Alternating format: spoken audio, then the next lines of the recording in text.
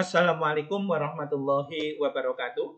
Lanjutan materi dinamika atmosfer. Pada video kali ini, kita akan membahas tentang klasifikasi tipe iklim dan pola iklim global. Pengertian iklim dan klasifikasinya. Iklim adalah keadaan rata-rata cuaca di suatu wilayah yang luas dan dalam waktu yang sangat lama. Klasifikasi iklim, yang pertama adalah iklim matahari, 2 iklim fisis, dan 3 iklim menurut para ahli, antara lain iklim Junghun, Köppen, Schmidt, Ferguson, dan iklim Oldman. Akan kita bahas satu per satu. Kita mulai dari iklim matahari. Adalah pembagian iklim berdasarkan letak lintangnya, atau berdasarkan banyak sedikitnya sinar matahari yang masuk ke permukaan bumi. Iklim matahari ada 4. Yang pertama adalah iklim tropis yang berwarna hijau, antara 23,5 derajat lintang utara sampai 23,5 derajat lintang selatan. 2. Iklim subtropis yang berwarna kuning, antara 23,5 derajat sampai 40 derajat, baik di lintang utara maupun di lintang selatan. 3. Iklim sedang yang berwarna hijau, antara 40 derajat sampai 66. Ini 66 ya, setengah derajat, baik di lintang utara maupun di lintang selatan. Dan yang keempat, iklim kutub yang berwarna biru, mulai dari 66,5 hingga 90 derajat, baik di lintang utara maupun di lintang selatan. Iklim tropis di dalamnya ada garis khatulistiwa, dan iklim kutub di dalamnya ada kutub selatan maupun kutub utara. Karakteristik dari masing-masing iklim matahari. Iklim tropis. Iklim tropis memiliki karakteristik suhu udara rata-rata tinggi, curah hujannya tinggi, mendapat sinar matahari sepanjang tahun, tekanan udara rendah, dan perubahannya secara teratur. Wilayahnya adalah, bisa dilihat, mulai dari Asia Tenggara secara keseluruhan, Asia Selatan bagian selatan, Afrika Tengah, Amerika Selatan, dan Amerika Tengah. Iklim subtropis, karakteristiknya antara lain, suhu rata-rata tidak terlalu panas dan tidak terlalu dingin. Curah hujannya sedikit atau disebut iklim kering. Mulai ada 4 musim, semi, panas, gugur, dingin. Dan pada musim panas tidak terlalu panas kecuali di gurun, dan pada musim dingin tidak terlalu dingin. Wilayahnya antara lain yang di belahan bumi utara, mulai dari Asia Timur, antara lain adalah Cina, kemudian ada negara Taiwan, Jepang, Asia Tengah, baik Kazakhstan, Tajikistan, dan negara Uni Soviet, ex-Uni Soviet yang lain, Afrika Utara, kemudian Amerika Serikat bagian tengah, dan Meksiko. Di belahan bumi selatan, antara lain ada negara Australia bagian tengah dan selatan, Afrika Selatan, dan Amerika Selatan sebagian. Daerah dengan iklim subtropis apabila di daratan, maka akan banyak dijumpai gurun, karena memang terjadi penguapan yang sangat tinggi. Inilah sebaran gurun di dunia. Namun demikian juga ada wilayah subtropis yang basah, yang pada umumnya terletak di pantai timur masing-masing benua. Karakteristik dari iklim sedang. Yang pertama, amplitudo suhu tahunan besar, amplitudo suhu harian kecil, tekanan udara berubah-ubah, terdapat angin siklon, dan juga bahkan terdapat angin badai. Wilayahnya antara lain mulai dari Asia Timur, ya, Asia Timur bagian utara, kemudian sebagian besar Asia Tengah, sebagian besar Eropa, Amerika Utara bagian utara, kemudian di belahan bumi selatan ada Amerika Latin, dan sebagian dari Australia, termasuk juga Selandia Baru. Berikutnya adalah iklim kutub. Iklim kutub ini memiliki karakteristik suhu sangat dingin dan bersalju abadi. Pada musim panas, suhu terasa sejuk, tidak sampai panas, dan terdiri dari iklim tundra pada musim panas dan iklim es pada musim dingin.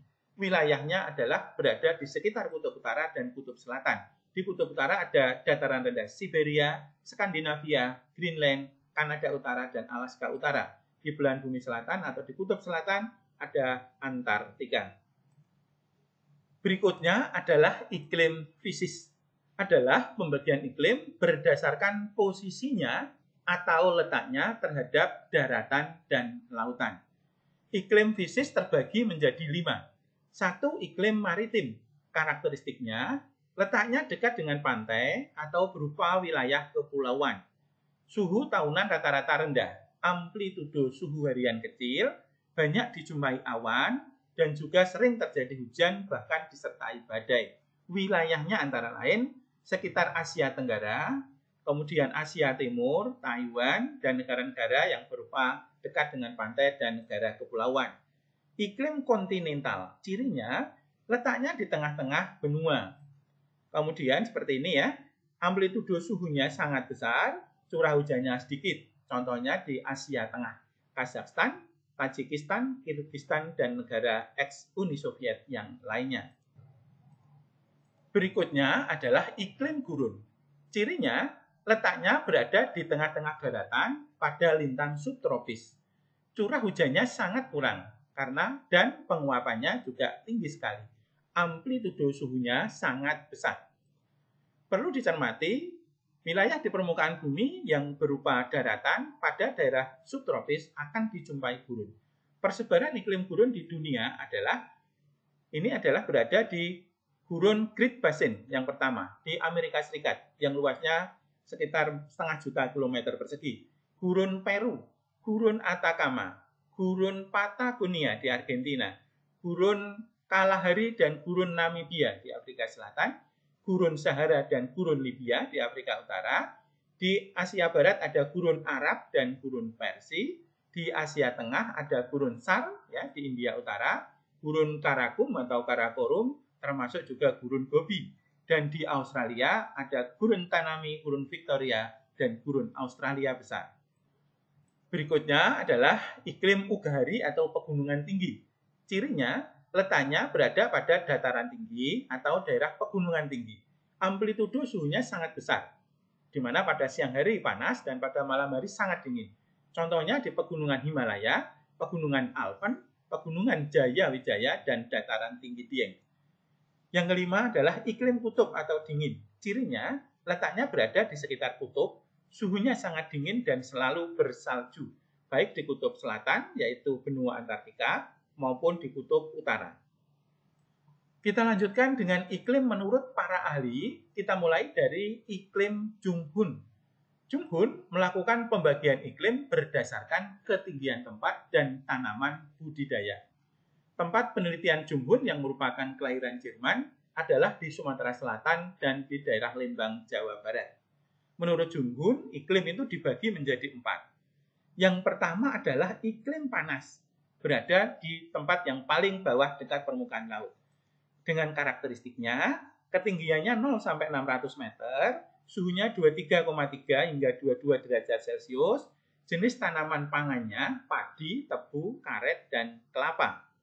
2. Iklim sedang, ketinggiannya 600 sampai 1.500 meter.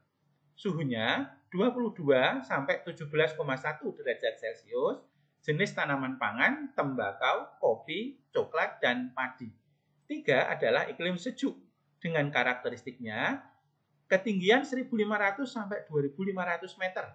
Suhunya 17,1 hingga 11,1 derajat Celcius, jenis tanamannya antara lain kina, teh, kopi, sayuran, dan hutan tanaman industri. Dan yang keempat adalah iklim dingin pada ketinggian lebih dari 2.500 meter dengan suhu kurang dari 11 derajat Celcius. Pada wilayah ini, tanaman budidaya sangat sulit untuk tumbuh secara sempurna. Iklim Köppen. Köppen melakukan pembagian iklim berdasarkan suhu atau temperatur dan curah hujan.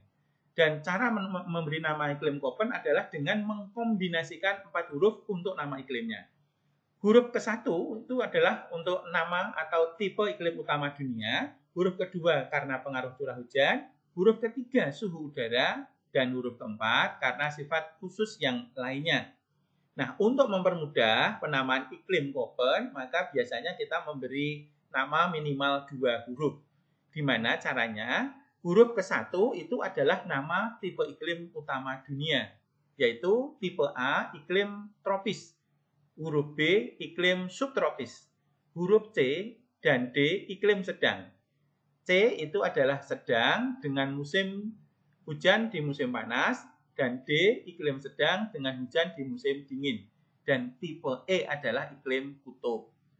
Huruf yang kedua menggunakan huruf kecil itu adalah pengaruh hujan.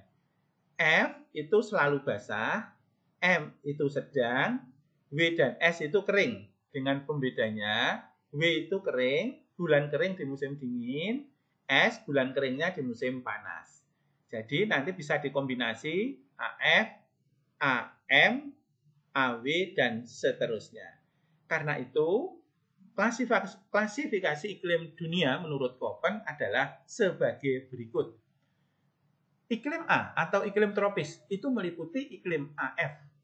Disebut A itu iklim tropis, F itu basah, sehingga disebut tropis basah.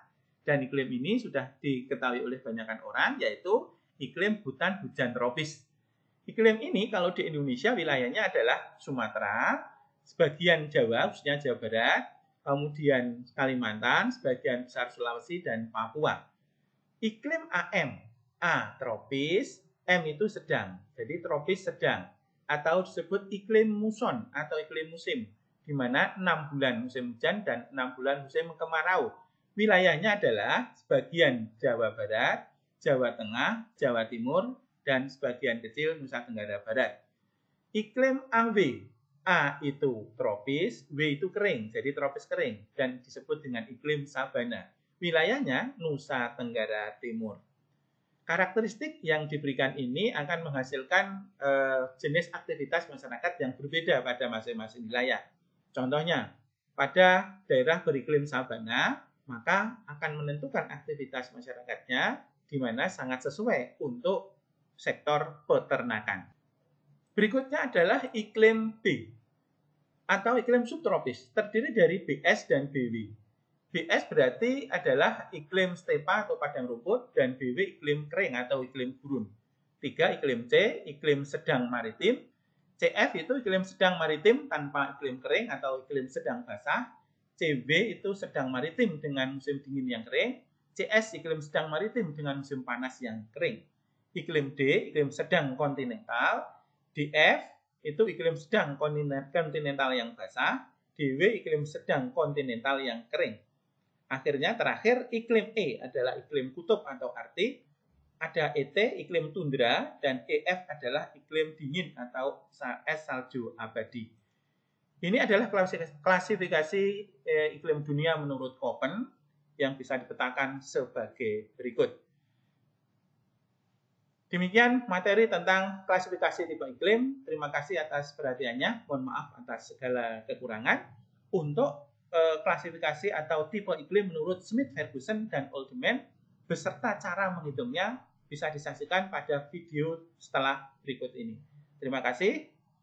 Wassalamualaikum warahmatullahi wabarakatuh.